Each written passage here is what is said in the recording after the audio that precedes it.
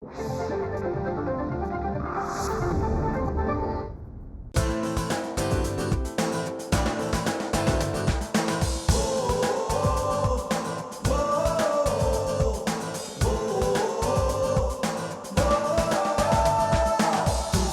से झुके नहीं,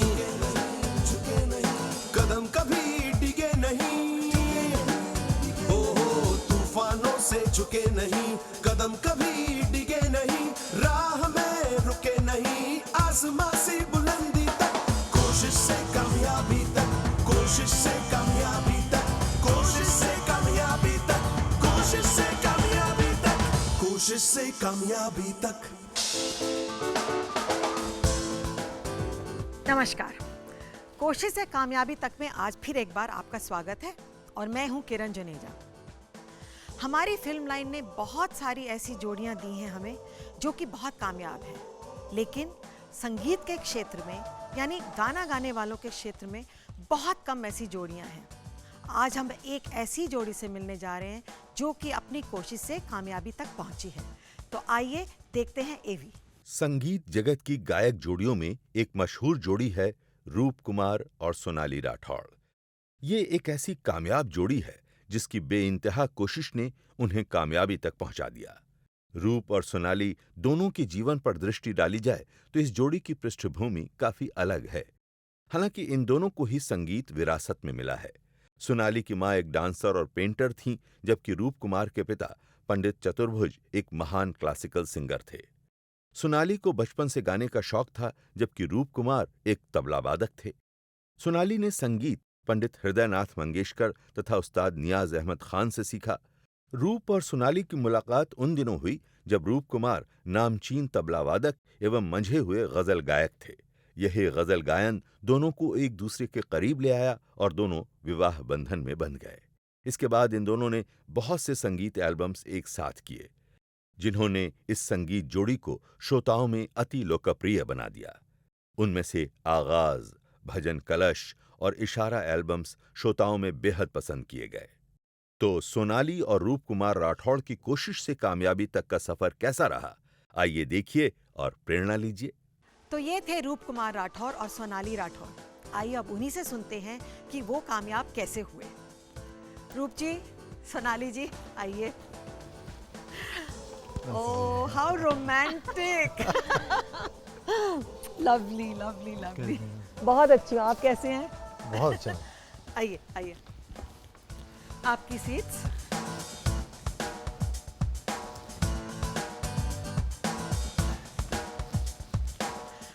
बहुत अच्छा लग रहा है आज।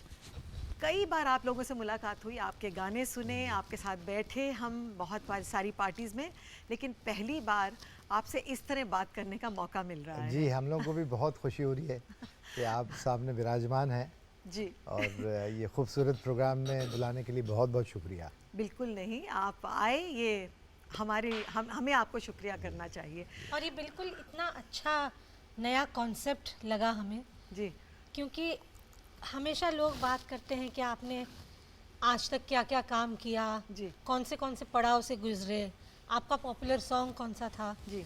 लेकिन इसमें कोशिश से कामयाबी, जो कोशिश है वो ही मेन चीज़ है। जी, तो आई थिंक हमें भी बड़ा मज़ा आएगा इसके बारे में बात। चलिए, तो सबसे पहले बात शुरू करते हैं। सोनाली जी, आपसे बात शुरू करते हैं, लेडीज़ फर्स्ट। तो मैं ये जानना चाहूँगी कि आप एक बिजनेस फैमिली से आई हैं जी, ठीक है, लेकिन आपकी मदर एक डांसर थी और आपके फादर को म्यूज़िक का बहुत शौक था जी। तो आप पली बड़ी एक ऐसे माहौल में जहाँ के कल्चरल बढ़ाव दिया जाता था। बिल्कुल।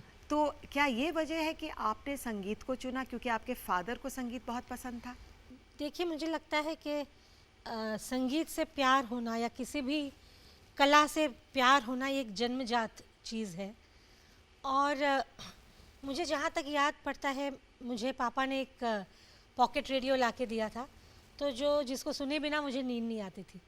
और उस ज़माने के सारे पॉपुलर गाने, आशा जी के, मोहम्मद रफ़ी साहब के, किशोर कुमार के, सारे मुझे उसी उम्र में मुज़बानी याद हुआ करते थे।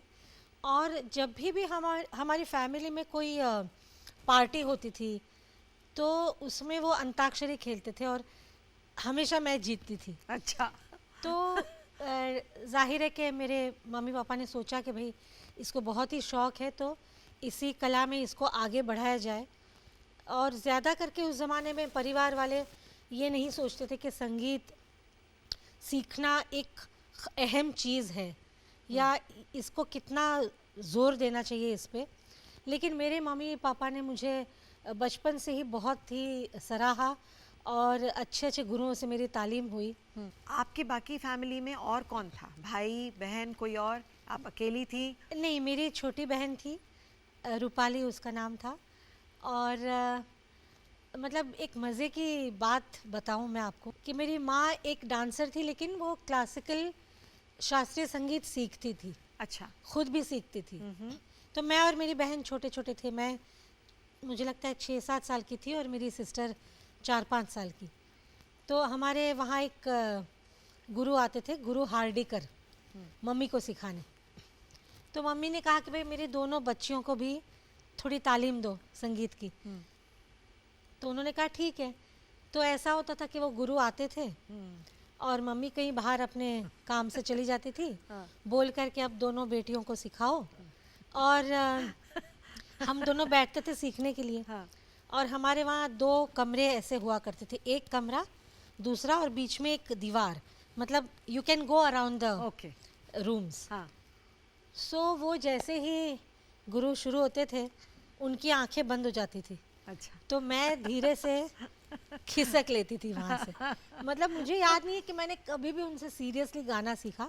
मेरी बहन बड़ी शराफत से अच्छे से बैठ के सीखती थी। गाती तो वो भी हैं और अच्छा गाती है। जी। हाँ। तो मतलब बड़े अफसोस की बात है कि अब वो मेरे साथ नहीं है, हमारे बीच में नहीं रही वो। लेकिन वो एक बहुत ही अच्छी गायिका थी और संगीत से उसको बेहद प्यार था। खैर, ये तो जीवन के उतार चढ़ाव चलते रहते हैं। तो खैर वो जो गुरु थे हार्डिकर, उन्होंने मेरी माँ से कहा कि देखिए लीना बहन उनका नाम था, ये आपकी जो छोटी बेटी है रूपाली, वो बहुत ही सुर में गाती है और बड़ा उसको शौक़ है, और ये मैं जानता हूँ और मैं कह सकता हूँ कि ये आगे अपना कुछ नाम रोशन करेगी। और ये जो बड़ी बेटी है सोनाली, ये मतलब बिल्कुल इसको Interested शौक नहीं नहीं है, है, इंटरेस्ट नहीं है। हाँ। और ये मैं लिख के देता हूँ कि ये कभी गाने के फील्ड में जा ही नहीं सकती। लो भैया, तो मेरा जो हॉरोस्कोप लिखा जा चुका था। तो किसे मालूम था कि बड़ी हो के आप इतनी बड़ी सिंगर बन जाएंगी। लेकिन उसके बाद जब मेरी मुलाकात मेरे पहले गुरु पंडित हृदयनाथ मंगेशकर जी से हुई, एक ऐसा कार्यक्रम था जिसका नाम था गीत त्रिवेणी, जिसमें हिंदी, गुजराती और मराठी तीनों भाषाओं के गीत गाए जाने वाले थे। और मैं एज अ चाइल्ड आर्टिस्ट उसमें पार्टिसिपेट कर रही थी। मैं सिर्फ अकेली ही बच्ची थी, बाकी बड़े बड़े नाम थे उसमें। तो मैं गुजराती गाना गाने के लिए गई थी वहाँ, क्योंकि मैं गुजराती हूँ। और हमारे गुजरात के बहुत ही सुप्रसिद्ध संगीतकार है श्री पुरुषोत्तम उपाध्याय जी, जिनके पास बचपन में मैंने थोड़ा थोड़ा सीखा, गाने सीखे कई गुजराती, और उनके साथ प्रोग्राम में जाती थी एज अ चाइल्ड स्टार। तो लेकिन माइंड यू, उस ज़माने के चाइल्ड स्टार आज के ज़माने से बड़े ही अलग थे। मतलब उन दिनों हमें बहुत ही स्ट्रिक्ट गाना सीखना पड़ता था और लैंग्वेज भी सीखनी पड़ती थी, और हमें कोई ऐसे प्रलोभन नहीं दिए जाते थे कि भाई आपको फिल्मों में चांस देंगे या आपका रिकॉर्ड बनवाएंगे। हम जाते थे वहाँ क्योंकि हमें संगीत से प्यार था। पसंद था। तो ऐसे एक प्रोग्राम में मैं गई एज अ चाइल्ड आर्टिस्ट, और वहाँ पंडित हृदयनाथ मंगेशकर जी भी मौजूद थे। वो मराठी गाना गाने के लिए आए थे। तो मेरी माँ इतनी उत्सुक हो गई, उसने सोचा कि भाई ये आए हैं तो क्यों नहीं इनसे ही बात करें कि सोनाली को गाना सिखाओ। हाँ। तो उनको मम्मी ने उनसे बात करी, उन्होंने कहा ज़रूर मैं घर आऊँगा, और वो घर आ गए। अब उस ज़माने में मैं चूँकि रेडियो इतना सुनती थी, तो मुझे मतलब मेरा संगीत का ज्ञान जो था वो सिर्फ फिल्मों के गानों तक सीमित था, और मुझे सिर्फ लता मंगेशकर, आशा भोसले, किशोर इतना ही कुमार, मालूम मोहम्मद था। रफ़ी, यही नाम मालूम थे। हाँ। क्योंकि क्लासिकल मौसीकी से मेरा परिचय नहीं हुआ था तब। तो मुझे उन्होंने पहला प्रश्न ये पूछा कि भाई तुम क्यों संगीत सीखना चाहती हो? तो मैंने कहा मैं फिल्मों में गाना चाहती हूँ। मतलब मेरी उम्र कुछ उस वक्त 9-10 साल की थी। मैंने कहा मैं लता मंगेशकर बनना चाहती हूँ। तो वो बड़े ज़ोर से हंसे और उन्होंने कहा अच्छा अच्छा ठीक है, वो बाद में हम देखेंगे। तो पहले तो ये है कि तुम्हारे घर में तानपुरा है कि नहीं। उन्होंने मम्मी को कहा कि एक तानपुरा चाहिए मंगा हमें। दीजिए, हाँ। और वो लकीली था क्योंकि मेरी मम्मी सीखती थी गाना, तो तानपुरा घर में था। तो उन्होंने यमन राग से शुरुआत की गाना सिखाने की। और मुझे पहले 4-5 दिन मैं इतनी बोर हुई हूँ।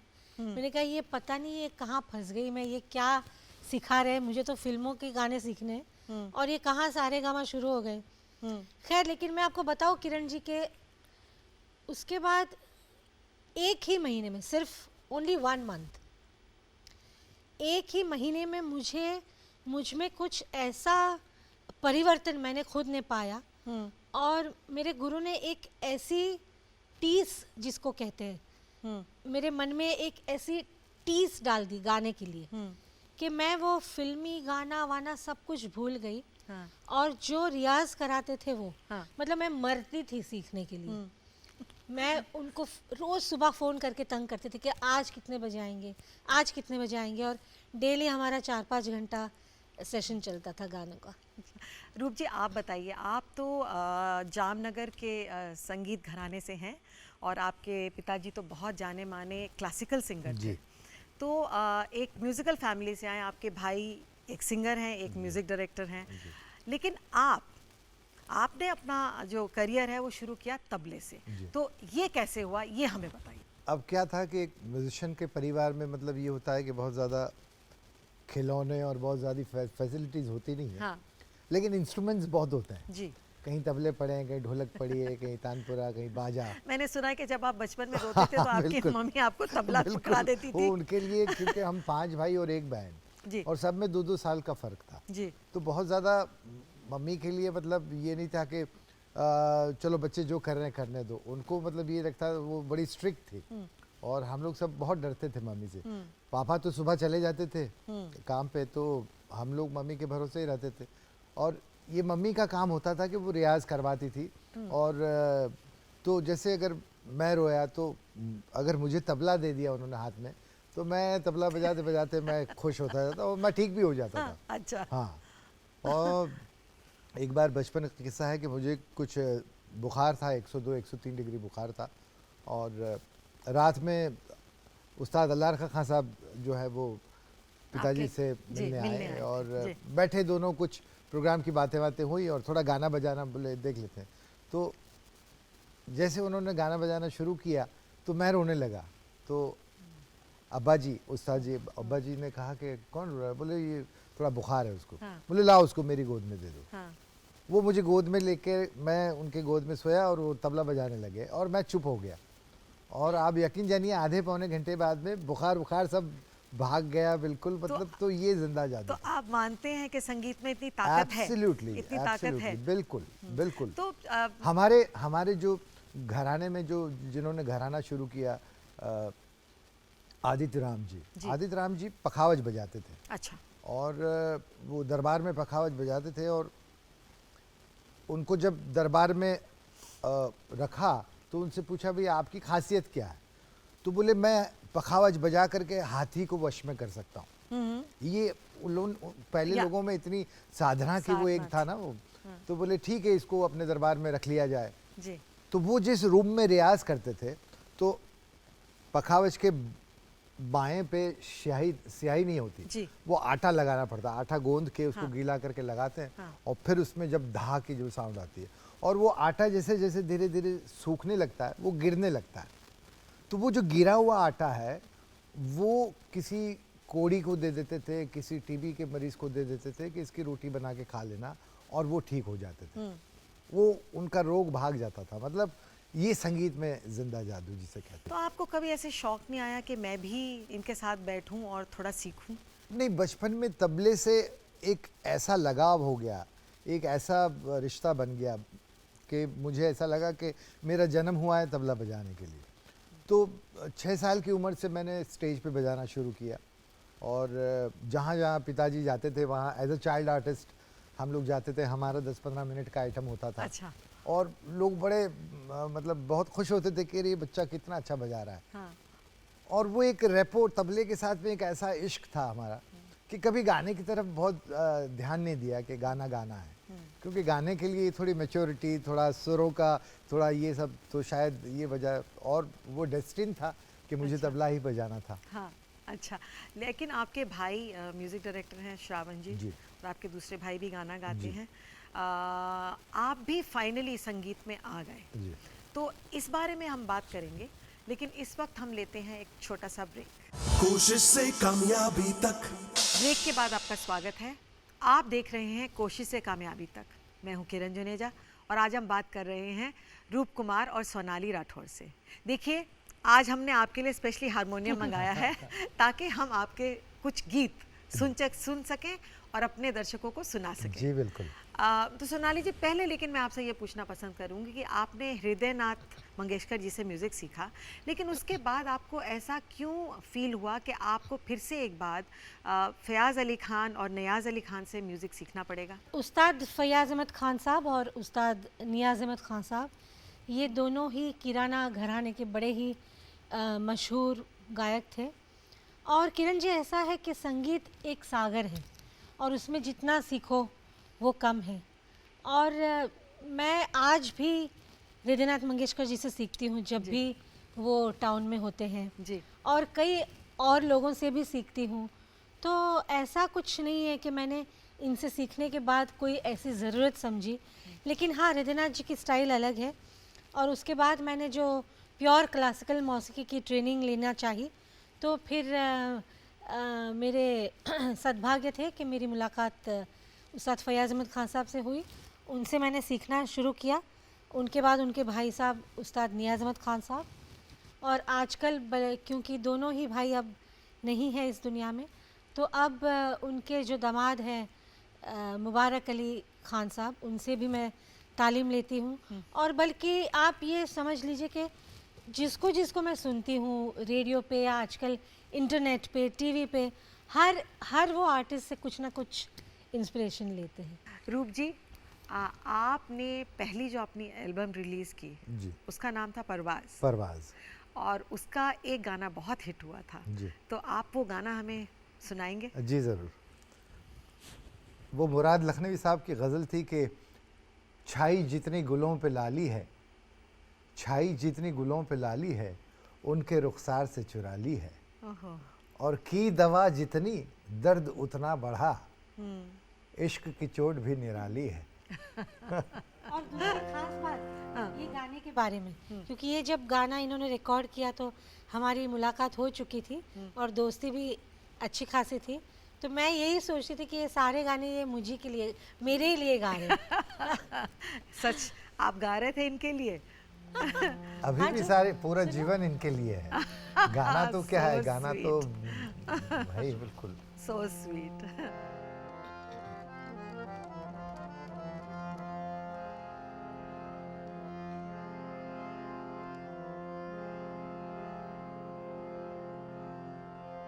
छाई जितनी गुलों पे लाली है,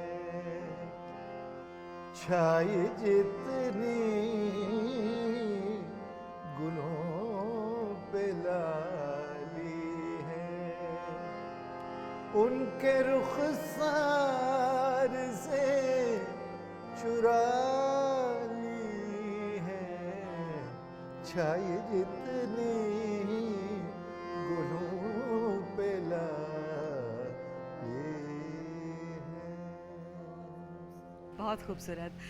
आपका पहला एल्बम आगाज, आगाज। हाँ? और उसमें आपका भी एक गाना बहुत फेमस हुआ था, उनके बगैर। जी। तो रूप जी, हाँ। आप प्लीज़ उनको अकम्पनी कीजिए और आप हमें वो गाना सुनाइए। आगाज यानी कि द बिगिनिंग, जी। क्योंकि वो मेरा पहला एल्बम था अच्छा गज़लों का। जी।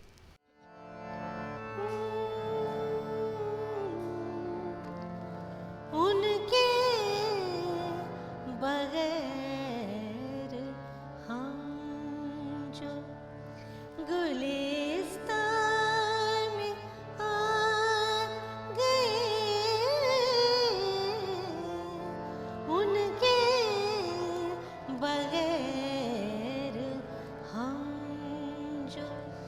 गुलिस्तान में आ गए, महसूस ये हुआ कि बयाबां में आ गए, उनके बगैर हम। आप एक दूसरे को पहली बार कहाँ और कैसे मिले? 1980 में ये CCI क्लब में I was playing with 3-4 artist, और वहाँ एज एन ऑडियंस जो है वो आप उस वक्त सोनाली तबला आई। प्ले कर रहे जी, थे? मैं अच्छा। उस वक्त तबला प्ले। तो पहली मुलाकात वहाँ हुई, she was sitting in the audience. तो क्या मतलब did she come up to you बाद में और आपसे बात की? हाँ जी, कैसे जी। मुलाकात कैसे जी हुई? जी मैं मुझे लगा करे, और कमाल की बात यह है ये कि कतार में थी। अच्छा, और कमाल की बात यह है कि मुझे ये लग रहा था कि जैसे ये मुझे ही देख के बजा रहे, और इतना इनका smile sweet, you know, it was a killer smile. हाँ। तो बाद में मैंने वो स्माइल बंद करवाया अच्छा। क्योंकि मुझे खतरा महसूस हुआ, लेकिन कि बाकी सब भी देख रही हैं भाई।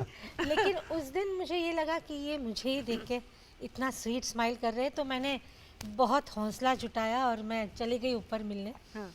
और मैंने कहा अरे you are fantastic tabla player. So that time ही डिडंट मच, यू नो, ऐसा हाँ अच्छा जी थैंक यू ऐसा डायरेक्ट पूरा प्रोग्राम मेरे सामने देख के बजा रहे थे। हाँ। और अभी अच्छा थैंक यू कर। हाँ। सो खैर फिर मैंने भी ओके चलिए जी मिलेंगे। तो that was our first meeting. मतलब कोई Meeting। ऐसे कोई कोई खास- घंटियां नहीं बजी, नहीं, कोई कोई ऐसे ना पटाखे नहीं घटाएं हुए, छाई, ना कुछ नहीं हुआ। बारिश आई, ना कुछ हुआ, बिल्कुल भी नहीं। तो फिर ये सिलसिला आगे कैसे बढ़ा? उसके बाद फिर ये 2-4 प्रोग्राम और इन्होंने सुने, और फिर धीरे धीरे धीरे धीरे मैं भी नोटिस करता रहा कि अच्छा ये बहुत अच्छा सुनती हैं और बहुत संगीत से प्यार करती हैं। और उसके बाद फिर हमारी मुलाकात हुई, मिले एक आध बार, और इसके घर में जो ख़जाना था संगीत का, मतलब ऐसी पुराने उस्तादों की VCD और टेप्स और कैसेट्स एंड CDs एंड, और वो बैठ कर के अच्छा ये सुनो, अच्छा ये सुनो, अच्छा ये सुनो। तो आप इनके घर जाते थे, इन्हें विजिट करते थे? हाँ, मतलब 81 में शायद, हाँ 81-82 में फिर जैसे मैंने बजाना शुरू किया, तो उन्होंने देखा कि मैंने ये देखा कि क्या कलेक्शन है और कितना इसको याद है उस्तादों की चीज़ें और ये। तो मैंने कहा कि तुम इतना शौक़ है तो तुम खुद क्यों नहीं गाती? तो इसने कहा कि नहीं मेरी तो आवाज़ चली गई है। मैं एज अ चाइल्ड आर्टिस्ट गाती थी, लेकिन पिछले कई साल से आवाज़ मेरी गई हुई है। तो मुझे ऐसा लगा कि इसमें से इसको निकालना चाहिए। ये जो एक फ्रस्ट्रेशन है कि इतना शौक़ है लेकिन गले ऐसे नहीं गा पा रहे, और एक बार गाना गाने के बाद में ये किसी आर्टिस्ट के साथ ईश्वर ना करे। तो वो एक टाइम ऐसा था कि फिर हमने साथ में बैठ कर के कुछ कंपोजिशन बनाई कि चलो हम लोग कुछ मिल के साथ में प्रोग्राम शुरू करते हैं। तो मैं भी शुरू करता हूँ, तुम भी शुरू करो। इस तरह से उसको वो जो एक जो डिवाइडर था उसमें से उसको बाहर निकाल के है कि लिया। आप हमेशा कहते हैं कि सोनाली जी अगर ना होती तो शायद आप आज सिंगर नहीं जी, होते, बिल्कुल। और इस वक्त आप ये बता रहे हैं हमें कि आप अगर ना होते तो शायद सोनाली फिर से सिंगर ना होती। तो ये तो एक बहुत ही अनयूजुअल कहानी है। तो सोनाली जी ये बताइए कि आपकी आवाज़ कैसे चली गई, और वो इतने साल जो आपने 5 साल 6 साल काटे बिना गाए, क्या महसूस किया और किस तरह उस दौर से गुजरी आप? वो मैं अभी याद भी नहीं करना चाहती, क्योंकि एक ऐसा, मैं कहूँगी कि एक ऐसी परीक्षा थी और एक ऐसा वक्त था जो कैसे कटा और मैं कैसे बाहर आई, अभी मुझे खुद ही ताज्जुब लगता है। और इतनी मुझ में हिम्मत आ गई थी उस वक्त, हालांकि मेरी उम्र भी ज़्यादा नहीं थी, मैं कुछ 15-16 साल की थी तब आई लॉस्ट माई वॉइस। उम्र तो अभी भी मतलब तो खैर ये सीरियस कहानी चल रही। तो उस वक्त मेरी तालीम चल रही थी हृदयनाथ मंगेशकर जी से, और उनके साथ मैं उनके बड़े ही फेमस प्रोग्राम हुआ करते थे, भाव सरगम, मराठी में। तो मैं उनके साथ गाने जाती थी, उनकी शिष्या के तौर पे। और एक दिन शो में लता जी खुद आई। मुझे अच्छे से याद है कि घाटकोपर में शो था, कोई किसी स्कूल के मैदान में। और मैं तो क्योंकि एक बिज़नेस फैमिली से हूँ, तो मेरी माँ जो है बड़ी ही देखती थी कि हाँ ये प्रोग्राम करने जा रही है भाई, साथ में कुछ केसर बादाम का दूध दो। और साथ में मेरे एक शेपरॉन जाया करती थी। तो वो मुझे याद है कि वो सबसे पहला प्रोग्राम था जब मैं गाने के लिए जा रही थी भाव सरगम में, और लता जी आने वाली थी एज अ चीफ गेस्ट। तो मेरी माँ ने भाई थर्मोस में केसर बादाम का दूध और सब कुछ भेजा। साथ में एक मेरी जो काम करने वाली थी हमारे घर पे, वो भी साथ में आई। अब वहाँ पहुँचे प्रोग्राम में, और ग्रीन रूम जैसे कोई चीज़ नहीं थी क्योंकि स्कूल था। तो स्कूल का एक कमरा उन्होंने खोल दिया कि सारे आर्टिस्ट बैठो यहाँ। तो मैं बैठू ही नहीं, क्योंकि मैंने इतनी भारी फर्स्ट टाइम साड़ी पहनी थी। और मैं देख रही थी इधर उधर चेयर्स पे, तो हृदयनाथ जी और दूसरे जो सब लोग थे डिग्निटरीज, वो बैठ गए। अब एक तो मेरी उम्र भी छोटी और मैं उनकी शागिर्द, तो मैं वहाँ कैसे बैठूं? कैसे बैठूं? तो मैं खड़ी रही। तो हृदयनाथ जी ने देखा, अरे सोनाली इधर आओ, क्या हुआ, कुछ प्रॉब्लम है? मैंने कहा नहीं, बैठने, वो खिड़की दिख रही है ना, वो उधर बैठ जाओ ना। तो मैंने, इतना गंदा पड़ा था, मैंने कहा अरे कुछ नहीं, तुम्हारी साड़ी ख़राब भी हो गई तो कोई बात नहीं, बैठ जाओ वहाँ। तो खैर इस तरह से मैं काफ़ी, लता जी ने इतना सराहा मेरा मराठी गीत, और एक तरह से मैं उनकी फेवरेट हो गई थी। मतलब मुझे याद है कि मेरी हर बर्थडे पे गीत कौन सा था? कुछ 2 लाइनें याद हैं उसकी? बहुत सारे गीत थे। अब नहीं, जो उन्होंने सराहा उसमें से 1-2 लाइन सुना दीजिए। अच्छा,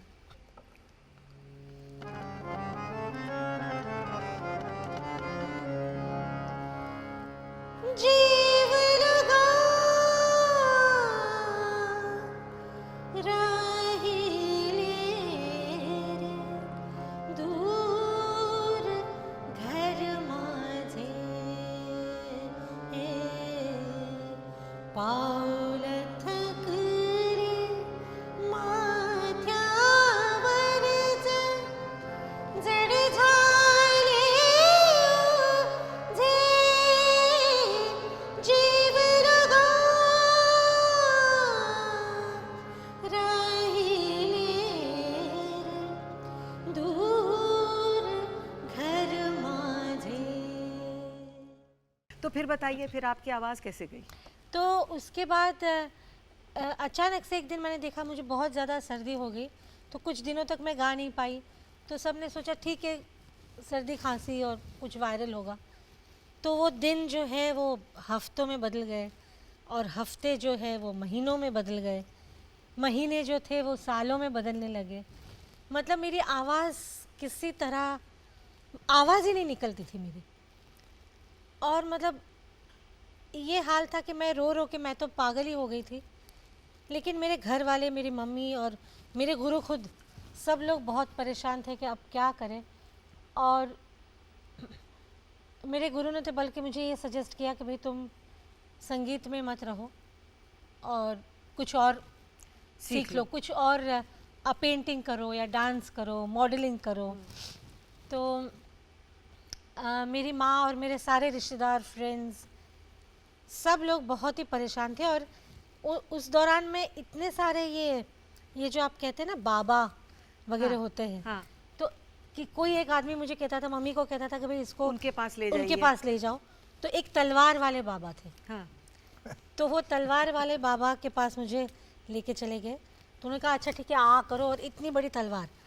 अब मैंने कहा भैया ये तलवार मेरे सीधे मुंह में अगर जाने वाली है, मुझे नहीं गाना है। तो उन्होंने खैर तलवार से कुछ ऐसे ऐसे गले के बाहर किया और बहुत कुछ सब कुछ किया कांड। और मैंने कहा ठीक है, मैं तो, मुझे विश्वास था नहीं, और मेरे पापा को बिल्कुल विश्वास नहीं था, या अंधविश्वास बिल्कुल वो यकीन नहीं करते थे। तो उस दौरान फिर मैंने जो है सितार सीखा कुछ 1 आध साल के लिए, और वो भी मेरा परम सौभाग्य रहा कि मैं पंडित रविशंकर जी की वाइफ थी, जो अन्नपूर्णा देवी जी, मतलब वो इतनी गुणी है, और तमाम दुनिया और सारे जो हिंदुस्तानी कलाकार है वो सब उनको बहुत ही इज्जत करते हैं उनकी, लेकिन वो बहुत रेयरली सिखाती है। तो मैं लता जी का रिकमेंडेशन लेटर लेके गई उनके पास, और मैंने कहा मुझे आपसे सीखना है सितार। तो उन्होंने कहा कि क्यों, तुम तो गाना गाती हो, तुम उनके भाई की शागिर्द हो तो सितार क्यों सीखोगी? मैंने कहा मुझे कुछ प्रॉब्लम है। तो उन्होंने कहा ठीक है। फिर 1-2 दिन उनके वहाँ चक्कर कटवाए, फिर तीसरे दिन कहने लगे कि भाई ऐसा है कि तुम्हारी वॉइस तो मुझे पूरी उम्मीद है कि वापस आ जाएगी, और तुम जब गाना शुरू करोगी तो मुझे नहीं लगता कि तुम सितार कंटिन्यू करोगी, तो मेरा टाइम बर्बाद हो गया, तो इसलिए मैं नहीं सिखाऊंगी, लेकिन मेरे शागिर्द से तुम सीखो।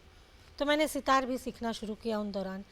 और एक ख़ास बात ये मैं बताना चाहूँगी, जितने अपने आज की यूथ जो संगीत सीखती हैं, कि मैंने उस वक्त हौसला नहीं छोड़ा, और मेरे मन में मैंने ठान लिया था कि मैं चाहे कुछ भी हो, कितना भी वक्त चाहे लगे, लेकिन मैं गाना गा के ही छोड़ूंगी। और उस दौरान पे मैंने बहुत सारे संगीतकारों को सुना, इंडियन, वेस्टर्न, अफ्रीकन, बहुत सारी चीज़ें, सीडी, कैसेट्स, और उस वक्त एलपीज थे, तो मैं लाती थी और सुनती थी, बहुत सुनती थी। तो बस उसके बाद धीरे धीरे आवाज़ वापस भी आ गई। भगवान ने मेरी सुन ली, मेरा साथ दिया। बहुत अच्छी अच्छी बातें आप आज कह रही हैं, लेकिन इस वक्त हम लेंगे एक छोटा सा ब्रेक। कोशिश से कामयाबी तक। ब्रेक के बाद स्वागत है। आप देख रहे हैं कोशिश से कामयाबी तक, और हम बात कर रहे हैं रूप कुमार जी से और सोनाली राठौर से। तो रूप जी, ये बताइए कि रोमांस की हम बात कर रहे थे, आपने बहुत सारे रोमांटिक गाने गाए हैं, लेकिन रियल लाइफ में भी आप बहुत रोमांटिक रहे हैं। तो मुझे ये बताइए कि आपने सोनाली जी को प्रपोज कैसे किया? हम दोनों एक दूसरे के सपोर्ट सिस्टम में काम कर रहे थे कि मेरा करियर बिल्कुल एक नया शुरू हुआ था, तो मुझे सोनाली सपोर्ट कर रही थी। सोनाली के पर्सनल लाइफ में इतने टर्बुलेंस थे, तो I was supporting her.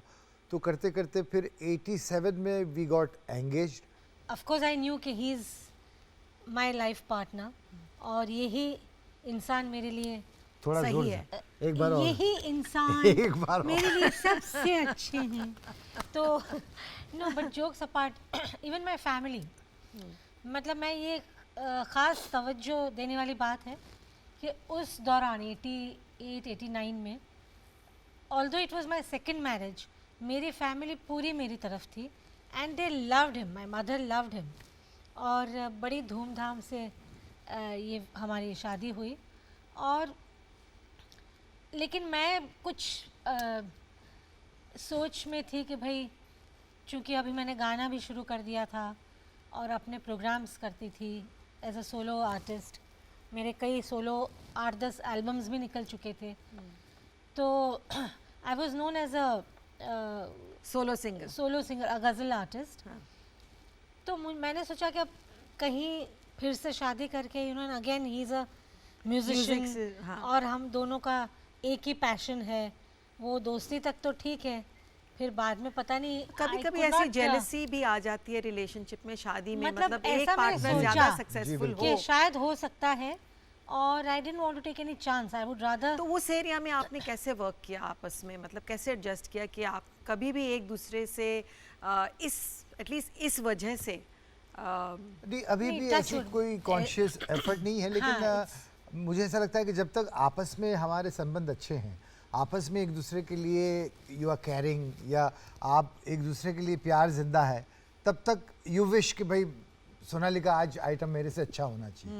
The same way उसको एक भी ऐसा लगता है कि sacrificing नहीं, attitude। रूप का अच्छा गाना होना चाहिए।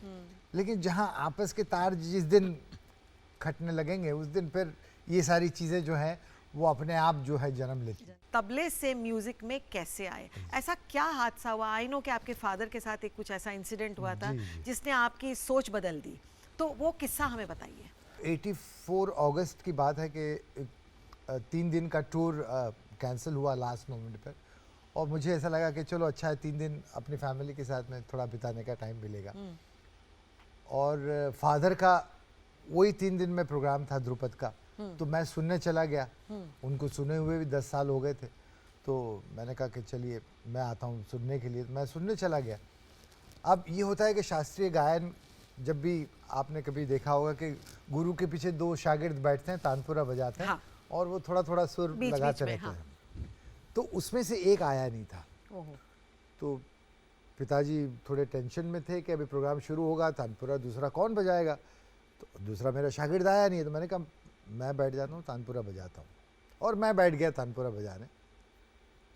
अब प्रोग्राम शुरू हुआ, उन्होंने राग मालकोंस गाना शुरू किया, और आधे पौने घंटे बाद उन्होंने पीछे इशारा किया, सुर लगाओ। हाँ। तो वो जो लेफ्ट में जो शागिर्द बैठा था उसने तो गाना शुरू किया, क्योंकि वो बाकायदा अस्थाई Train अंतरा था। संचार एक सब उसको याद थी, और मेरी तरफ से कोई आवाज़ आ नहीं रही। हाँ। और ऑडियंस को ये नहीं मालूम कि मैं आज स्टेपनी में पहली बार आया हूँ। मैं तो हाँ, पहली हाँ, बार हाँ, बैठा हूँ, हाँ। किसी के लिए मैं बैठा हूँ। तो वो मोमेंट मेरे लिए एक ऐसा मोमेंट था कि वो मेरे पैरों से बिल्कुल जैसे धरती खिसक गई, और मुझे ऐसा लगा कि पहली बार मुझे किसी ने स्टेज के ऊपर लाके खड़ा कर दिया, और आई वॉज नर्वस। मतलब अच्छा, उससे पहले मेरा कॉन्फिडेंस ऐसा था कि मैं स्टेज के ऊपर I was a king always. हाँ, जब मैं तबला इतने- बजाता हाँ, था तो हाँ, आई वॉज लाइक मैजिशियन। मैं जब चाहूँ ऑडियंस को नचा देता था, जब चाहूँ ऑडियंस को ताली बजाने पे मजबूर कर देता था, बिल्कुल मतलब तो वो मोमेंट मेरे लिए ऐसा था। और उसके बाद पिताजी ने ऐसे मुड़ के ऐसे पीछे देखा मेरी तरफ, और वो जो उनकी आंखों में जो मुझे एक नजर आया, एक पेन नजर आया, as a Guru, as a Disappointment कि मेरे फादर, बेटों ने मुझसे कि नहीं मेरे सीखा। 5 बेटे हैं और एक बेटा मेरे पीछे बैठ करके साह नहीं लगा रहा है। सो उस दिन मेरे अंदर एक सिंगर ने जन्म लिया, और मुझे ऐसा लगा कि नहीं, अब मैं गाना गाऊंगा तबला छोड़ करके, जो बहुत मुश्किल था। बहुत मुश्किल, क्योंकि बहुत फाइनेंशियली उस ज़माने में 4 से 5 लाख रुपया मैं उस ज़माने में एज अ तबला प्लेयर मैं कमाता था महीने के, और वो अचानक सब छोड़ देना और गाना सीखना ए से शुरू करना, ABCD से, तो ये बड़ा एक बड़ा तो आपने मुश्किल अपने काम था। फादर के अंडर ही सीखा जी, जी, शुरू जी, में तो, जी, लेकिन शुरू में। अनफॉर्चुनेटली कुछ महीनों के लिए ही सिर्फ। जी।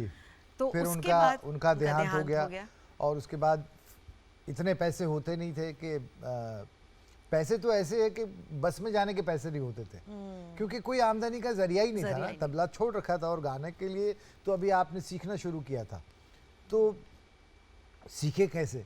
तो सोनाली के जो उस्ताद थे, उस्ताद नियाज़ अहमद खान साहब, तो सोनाली ने कहा एक दिन कि तुम अब क्या करोगे, तुम्हारे फादर तो नहीं रहे, अब तुम्हें गुरु की ज़रूरत है, उस्ताद की ज़रूरत है, तो तुम नियाज़ अहमद खान साहब से सीखना शुरू करो, मैं उनसे बात करती हूँ तुम्हारे बारे में। And she spoke to Khan साहब के, खान साहब ये मेरे पति हैं, ये भी जो है वो सीखना चाह रहे हैं, तो फिर हम दोनों ने जो है तालीम उनसे लेना शुरू किया। पहला फिल्मी गाना जो सक्सेसफुल हुआ, जी वो हमें गा के सुनाइए। जी। संदेश आते हैं हमें तड़पाते हैं, जो चिट्ठी आती है वो पूछे जाती है कि घर कब आओगे, कि घर कब आओगे, लिखो कब आओगे, कि तुम बिन ये घर सूना सूना है। Very nice. और दूसरा भी सुना दीजिए, 2-3 पंक्तियां उसकी भी 2-3 लाइन सुना दीजिए। उनके चेहरे की ये नरमियाँ, उनके जुल्फों की ये बदलियाँ, उनकी आँखों के रोशन दिए, उनके होठों की ये सुर्खियाँ, सब उनके हैं जलवे, मैं चलने से पहले सांसों में, आँखों में, ख्वाबों में, यादों में, और इस दिल में उनको छुपा के रखूं, तो चलूं, तो चलूं। आपने सिंगल एल्बम्स बहुत बनाई थी, लेकिन शादी के बाद आप दोनों ने मिलके एक एल्बम निकाली थी जिसका नाम था इशारा। उसमें आपने मिलके गाया है, तो कोई एक गीत ऐसा सुनाइए जो उसका सक्सेसफुल रहा और आप दोनों ने मिलके गाया हो।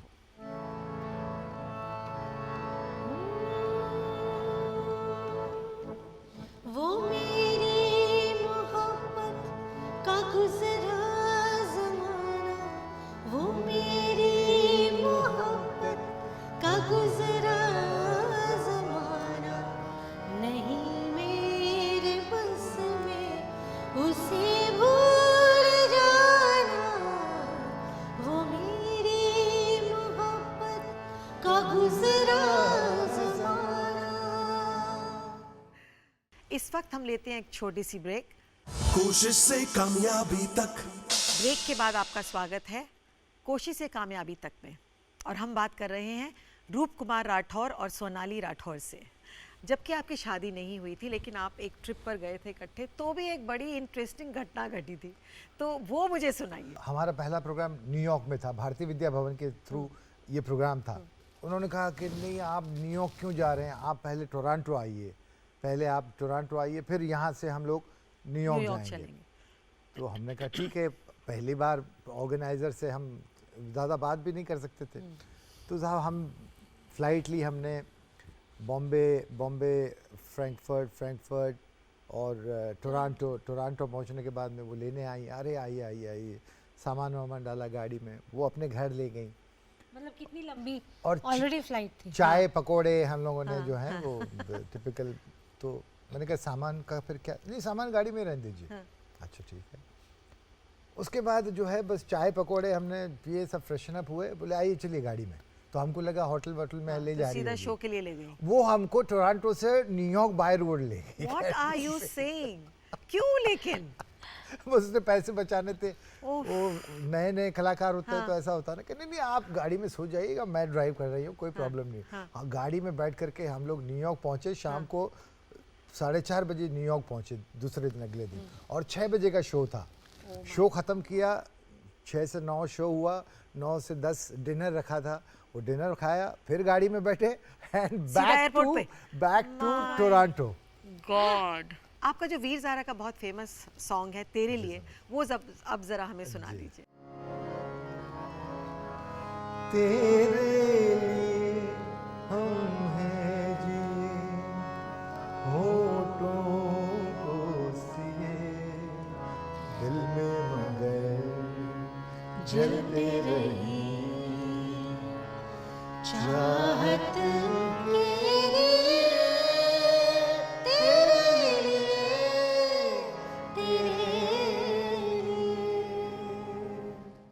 एक और बहुत फेमस गाना है, आप बताइए मैं कौन से गाने की बात कर रही हूँ। तू ही तो जन्नत मेरी, तू ही मेरा जुनून, तू ही तो मन्नत मेरी, तू ही रूह का सुकून, तू ही अखियों की ठंडक, तू ही दिल की है दस्तक, और कुछ ना जानूं मैं, बस इतना ही जानूं, तुझ में रब दिखता है यारा, मैं क्या करूं। बहुत ये खूबसूरत। जब ये गाना गाते हैं हाँ तो मैं एक शेर सुनाती हूँ, हाँ, इनकी नज़र करती हूँ, आप प्लीज सुनिए। प्लीज। नज़र के तीर को जब सीख लो तुम कारगर करना, दुआएं मैंने दी हैं, पहले मुझ पर ही नज़र करना। आते हैं आपकी बेटी रीवा पे।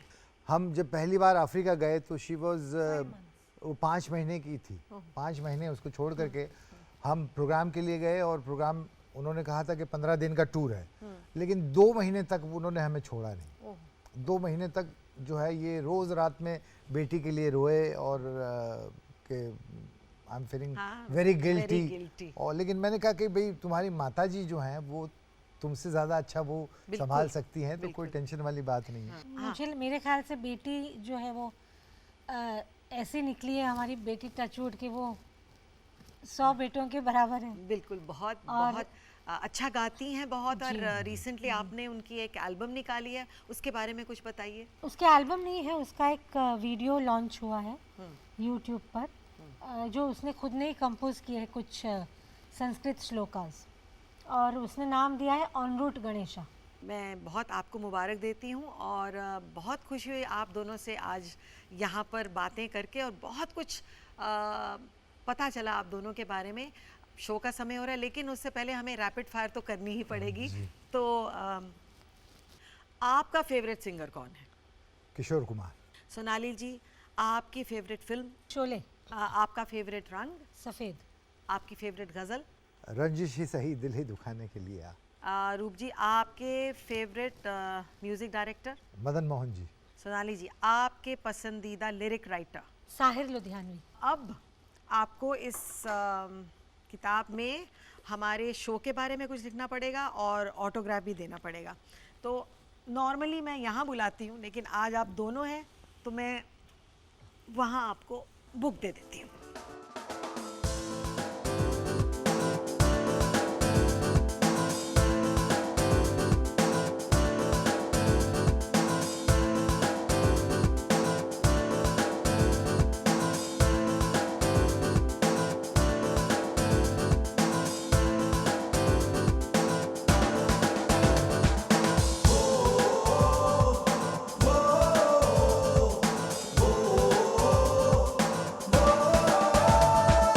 तूफानों से झुके नहीं,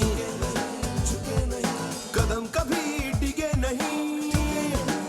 ओ तूफानों से झुके नहीं, कदम कभी डिगे नहीं, राह में रुके नहीं, आसमां सी बुलंदी तक, कोशिश से कामयाबी तक, कोशिश से कामयाबी तक, कोशिश से कामयाबी तक, कोशिश से कामयाबी तक, कोशिश से कामयाबी तक।